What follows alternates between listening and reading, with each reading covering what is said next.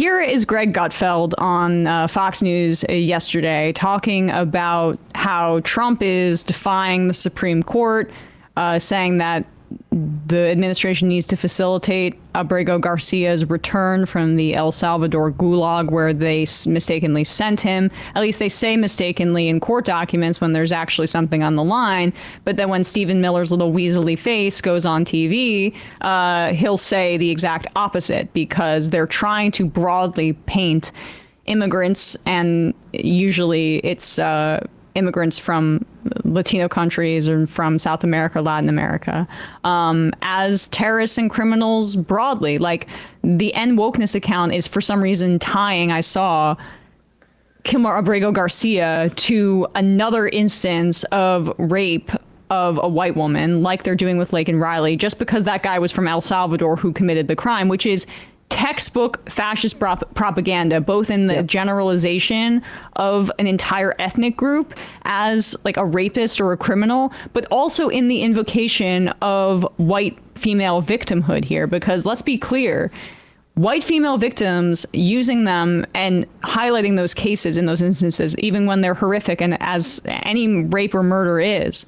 but making it a part of like overall fascist propaganda is a way to dehumanize Salvadoran men and just Latino men in general, but also appeal to like these racist white male savior fantasies. And this was done to great effect for racists in the Jim Crow South and is currently being done by Israel. Yeah. I was just going to say, you might as well be wearing a hood and on a horse going through, South Carolina or something. Right. And this is the Stephen Miller playbook. Israel's doing this with Palestinian men right now, painting them as rapists it's a way to dehumanize them and make a whole racial group into a monolith, which it makes it easier to justify abusive treatment. And so here is Greg Gutfeld, who for some reason is getting great ratings on his show at night for Fox News, and they're rewarding him with a new show.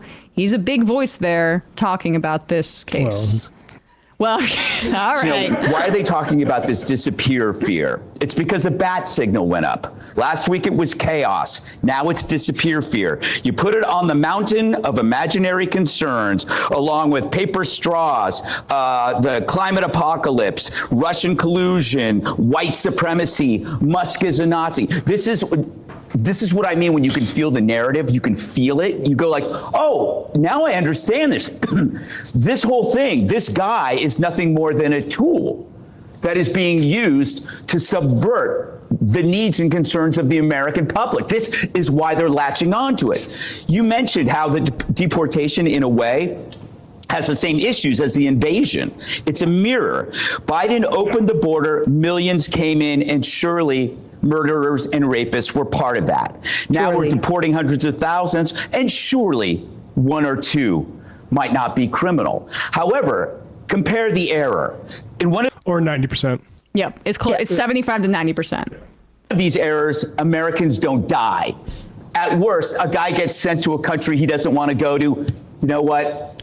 I can live with that. Into a prison camp, not just out into the wild. Look, I'm sorry, Jessica. I understand your concern, but I refuse to care about one person who's an illegal alien when the mental shelf space that I have is now reserved for victims of crime, which I've been talking about for years. This manufactured narrative, family man, father of three, coming from the media, who with the same intensity talked about having children was bad for the climate, are now telling us that when you have children, you are now a pillar of the community. If that guy was a white American citizen, they would just call him a MAGA extremist. But he's an illegal alien and he has kids, and now he's the spirit of the community. He's a good guy. Yeah, but in addition to that, there are two courts all right, whatever.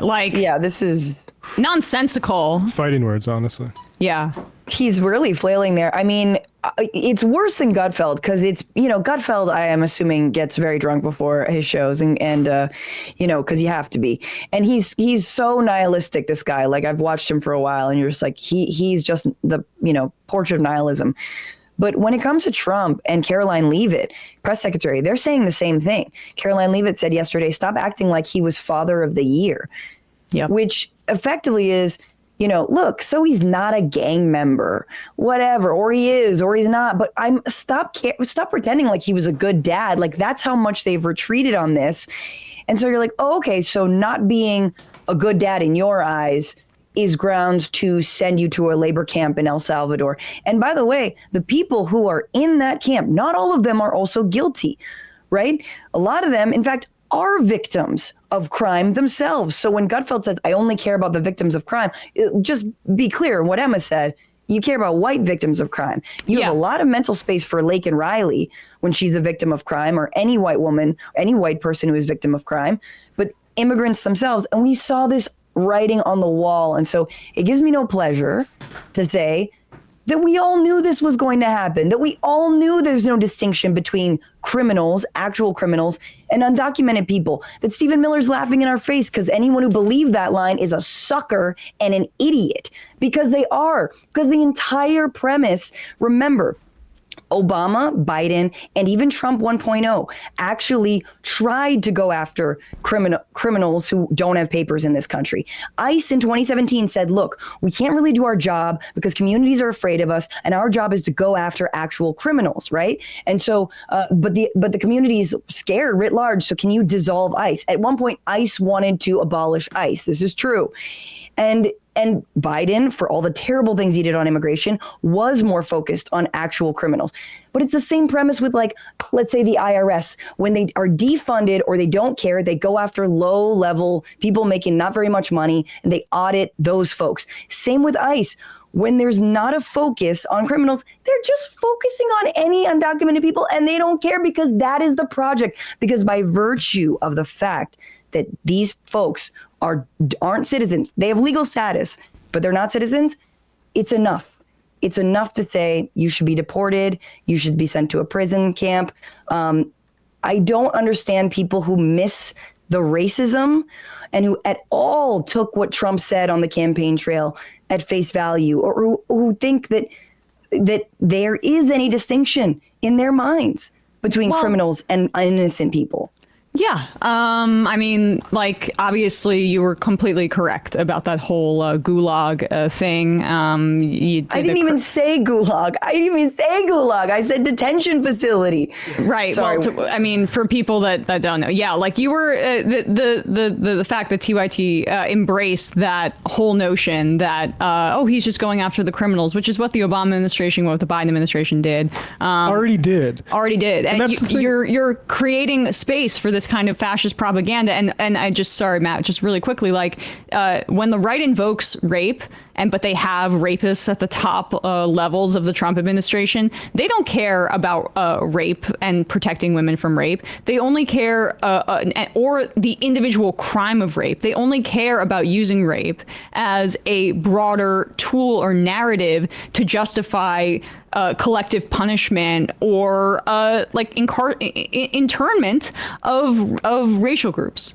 Mm-hmm. And I just want to say, like, it's important that we all understand that the sort of policy prescription that people sold about these mass deportations, people like Sagar and Jetty or whatever, that we can mass deport our way to save the working class, was transparently a lie meant to protect the financial and wealthy elites in this country. And JD Vance is continuing in that lie. And I was glad to see Zaid Jalani sort of go after him. So this is, I think, very revealing. JD Vance writes, consider that Joe Biden allowed approximately 20 million illegal aliens into our country. I'll stop there. That's a lie. That is a Nazi number. Nobody believes that 20 million number. It's probably about doubled. And so he continues. This placed extraordinary burdens on our country. Our schools, hospital, housing, and other essential services were overwhelmed. We are the richest country on earth. We can handle all of this stuff. But Congress is sitting on its ass, and people like the Republicans in Texas would rather human traffic these people around for political purposes than have our government, which should be responding to this, because guess what? It's responsible for displacing a lot of these people in the fucking first place. But it should be funding these sorts of things, so this isn't a burden on our country. But we can't actually do that because the people that paid for J.D. Vance to change his name 3 times and rise to the level of vice president don't want you to. They want you to blame the other person. And it's sick to me that we have to share a profession with people that want to continue this lie. Like, oh no, I didn't didn't want Mahmoud Khalil to be deported. I just wanted all the people that are taking your jobs. That was a lie. The people that are taking your jobs are the capitalists that are sending it across overseas. And this whole thing, this entire thing was a farce. And we should not be entertaining it anymore as if, oh yeah, Sagar or whoever the hell had an actual good idea. No, they were spreading a Nazi lie for people like Elon Musk. And, I mean, Anna Kasparian gave flowers to J.D. Vance for that particular line there. She claimed that she was defending immigrants from the Venezuelan gangs of Aurora, Colorado, who were not taking over apartment buildings, but she still swears they were. Like, this was the same line. This was what they were trying to continually stoke. And I don't know why. They did it. But it was playing into this grand narrative that helped dehumanize Haitians, Venezuelans, and are now getting people locked into these prison camps. I mean, so it's so pathetic. It's so upsetting that they played into it. And now they're like, oh, I didn't think they'd take it this far. And so don't let folks forget where they stood, in the run up to this Trump 2.0. I mean, you just need to go look at Nazi Germany if you want an example of fascism and the usage of citizenship and the revocation of that to further policies that ended in the extermination of millions of Jews. Like the Nuremberg laws also revoked citizenship for Jews before, like, the Nazis engaged in wholesale extermination of them. This is out of the fascist playbook. Not understanding these signs means you fundamentally don't understand history or politics. Stop comparing them to Nazis. Yeah, and Emma. Right, I should make stop them doing more that. Nazis. No, and then someone pointed out the other day, look, there's a reason Auschwitz was in Poland. Right. There was a reason Auschwitz was not in Germany. There's a reason that Trump wants to build 5 more SICOTs in El Salvador. They don't want to do it on Guantanamo because that's, a U.S. base. There's more responsibility and accountability. They had to give, the people who were detained in Guantanamo habeas corpus for their alleged crimes, for allegedly being terrorists, even though they were not. So they're like, no, we've learned the Bush lesson. We're going to send them to El Salvador. And look, I mean, the craziest part about all of this, if you really cared about crime, last thing I'm going to say, if you really cared about crime and you actually think that the migrant crime narrative, it's kind of real, by locking up innocent people, you are guaranteeing and using their status, using their immigration dates, using their, their DACA status, using their IRS numbers that they cannot vote with, using that against them, you are criminalizing immigrants who are doing it the right way, ensuring people don't register with immigration officials, ensuring they live in the shadows, they work in the shadows. What happens then? There's more illicit activity. People don't actually seek jobs because they're too afraid to be swept up and deported. And it only actually creates more precarity for those communities. And yes, more crime if you happen to care about that. Yeah, and we know that crime did spike as a result of the pandemic and has been on a precipitous decline in 2023 and in 2024. But during that time period, there were landlord organizations and major corporations like Target that used the excuse of crime to justify their poor business practices, whether it be in Aurora, where they didn't maintain the apartments and there were infestations, and that's how they offloaded the complaints that the tenants had was to blame gangs. And then in the instances of Target, and other big corporations like that, they blame their lack of sales or their failure to launch certain stores in areas where there wasn't as much foot traffic on shoplifting. And then they admitted it 6 months later. But you had media organizations, including TYT, who ran with those press releases from corporations as I remember they used to talk about going after corporate media. It's insane. It's ridiculous. And also, you got to wonder, these tech oligarchs are very invested in drumming up these false notions of crime and putting it to the top of people's feeds. And that was happening throughout the pandemic. And now these tech oligarchs are at the top of the Trump administration. They laid the groundwork for their fascist policies by overplaying instances of crime and denying the decrease after the once-in-a-lifetime global pandemic had subsided in order to continue to manufacture consent for these fascist policies. And if you have any notion of history, you would have been able to identify that. You would also have been able to identify that when Republicans talk about going after criminals, that's not what they mean, because to meet there are not enough criminals in this country and you would have to multiply them by many times over to meet the quotas that they are talking about. The case of Mahmoud Khalil is also deeply disturbing in when we're looking at how they're using both national security and immigration policies, yes, to create a fascist state, is because Mahmoud Khalil had a green card. And what they're trying to do is create facts on the ground, which is, by the way, a phrase initially originated by Israel. Settlers.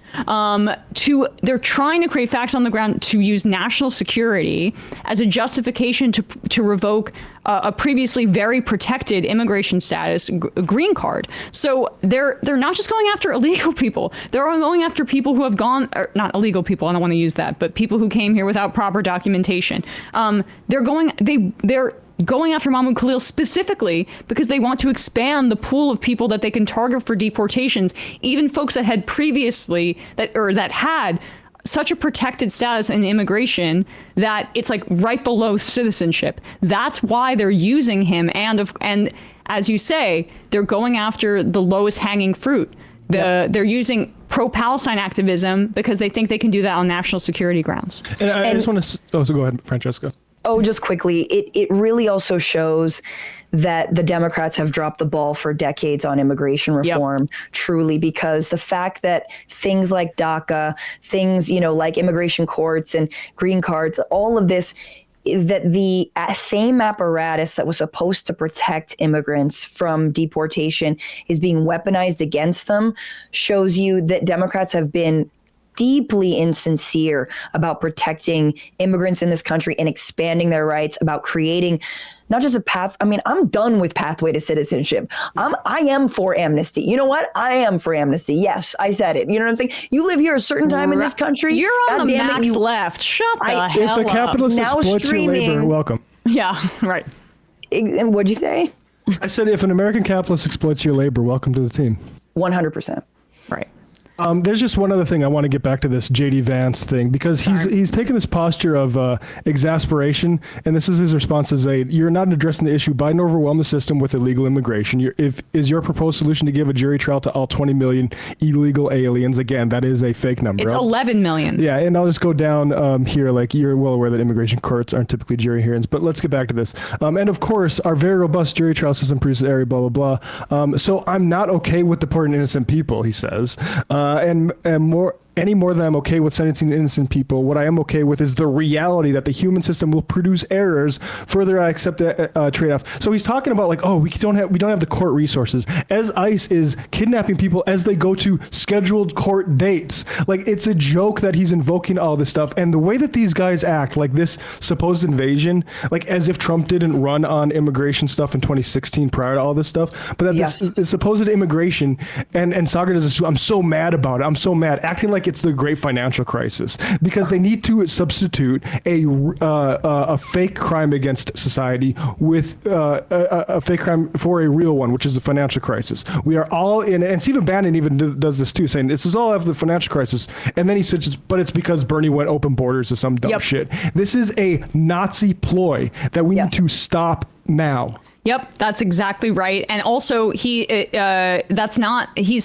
conflate. H-Dub says 11 million is the number of undocumented people, not the number that came during Biden's term. But I mean, that's, I thought, what he was referring to, although it's not necessarily clear, because also the people that use the CBP one app came here legally. The people under temporary protected status came here legally. But that's why they're going after a green card, because that's an even more protected status, right? Yep. They're trying to...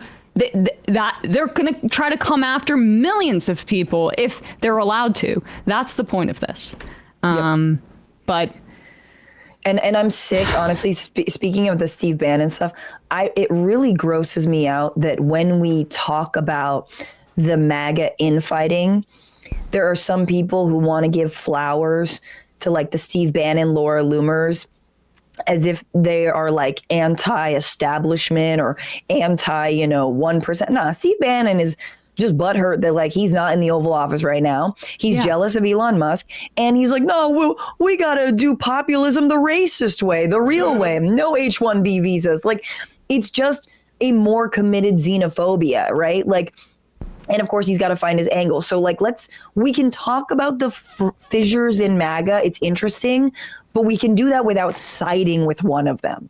Yes, because honestly, what Stephen Miller's doing right now with these mass deportations, is Steve Bannon like really against that? I don't think so. I think this is exactly what he wanted. We'll also say like Steve Bannon doesn't have the same position on H-1Bs that Bernie Sanders has had for a decade plus now. And yeah, I mean, the problem is when that sort of stuff is suppressed, then it is just Steve Bannon, making the case that, because like we said, my position on H-1B workers is that they should not be in this suspended animation area where they can be controlled by capitalists. If they are so important to our country, which I buy that many of them are, they should have full rights as U.S. citizens to go work somewhere else if they want to. Yeah, and there are so many millions of immigrants who pay, undocumented immigrants who pay taxes, who pay to subsidize our Social Security and Medicare, right? And they will never receive the benefits from it. And so like they're the opposite of leeches. They are contributing to our society and getting nothing like in return for it. The leeches are paying. The leeches are coming from inside the the house. Yeah. They pay more than the 55 corporations, undocumented immigrants. That was a recent study. Yeah. And the number 11 million is around undocumented people, but for the Biden administration, though, the update in the registry data along the last okay, sorry. I thought this was Russ, what you sent me here. 2.7 million people. Is that the figure? That was the Ronald Reagan amnesty that was passed in 1986. That was the last time someone mentioned amnesty, and I just thought it's noteworthy that the last president to implement any sort of amnesty was Ronald Reagan in the 80s. Yeah. Wow. Okay. Yeah. I was confused as to what you were referring to, but that is jarring. I hate how everyone, Republicans and Democrats, are so up Ronald Reagan's ass, and then like they don't want to do the one good thing he did. And you're like, cool. Yeah. Thanks for taking the trickle down economic stuff. I know. Yeah. It's I had another point about what JD Vance was saying and I lost it, but we've talked about it enough. Francesca, I really, this is what I wanted to say really quickly. Then, this is what progressives need to get behind. Yes, we do need to fund immigration more. We need to fund immigration courts and like the processing. That's the problem. But it's all going to frickin' border fascism and deportations, as opposed to creating a sane immigration system that's underfunded. It's the same thing that the right does all the time with like social programs. They implement austerity and then they blame it for not working. And then that's why they need to defund it more or militarize it more. So what did your guest yesterday, who was formerly in the Biden administration, I forget her name, she's wonderful. Anel Sheeline, yeah. Where she said, she mentioned the phrase that, Biden loaded the gun and Trump is firing it when it comes to Gaza policy. Same thing with immigration. Yep. Democrats load that gun and then they're like, and Republicans fire it. They just weaponize it. And they're like, well, how could this happen? You created the apparatus to do so. It's hard to find the parts where Democrats were proposing ways to help the backlog and process these claims faster and assist them, because all that comes up is they're trying to one-up Trump earlier last year with doing the border crackdown before him. Right. And I want to see that without the militarization. You know what I mean? Like, always have to peg DACA's pegged to militarization. DAPA, like all the proposals are always pegged to more border militarization. In other words, more death. Can we please have an immigration bill that doesn't do that doesn't try to give the right handouts? Because you see what their aim is. So what's our aim? Exactly right. Francesca thank you for having me. Yeah, I know. It's always good to talk to you.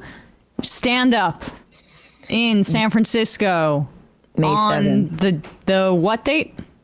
May 7th, Cobb's May Comedy. 7th. Come through. Get your tickets, FrancescaFiorentini.com, CobbsComedy.com. Me and Matt Power co-headlining. Couple. Power Couple. As you've told me I need to refer to you both as all the time. Oh, yeah. I'll give you $1 every time you do that. Thank you. Power Couple.